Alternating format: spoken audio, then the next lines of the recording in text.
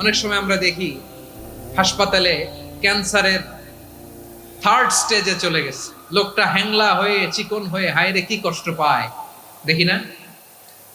বিষ্ণু বলে একটা দোয়া যদি কেউ অন্যের কোনো বিপদ দেখে পড়ে, ওই বিপদ তার জীবনে কখনো আসবে না। শুনবেন? শোনার আগ্রহ আছে? অনেক সময় হয় যে আমরা মহাসড়ক দিয়ে যখন চড়ি, দুর্ঘটনায়, আইরে আল্লাহ, দুর্ঘটনায় মানুষের মাথা একদিকে, দেহ আরেকদিকে, ব্লিডিং, এরকম হয় না? আল্লাহ তুমি হেফাজত করো। বিশ্বনবী বলেন এই দুর্ঘটনা দেখে কেউ যদি এই দোয়াটা পড়ে, তার জীবনে সে কোনোদিন এরকম অ্যাক্সিডেন্টের সম্মুখীন হবে না। শুনবেন? বিশ্বনবী বলেন অন্যের বিপদ দেখে কেউ যদি পড়ে, আলহামদুলিল্লাহিল্লাযী আফানি মিম্মা বাতালাকা বিহি ওয়া ফাদ্দালানি আলা কাসীরিন মিম্মান খালাকা তাফদীলা, মানে প্রশংসা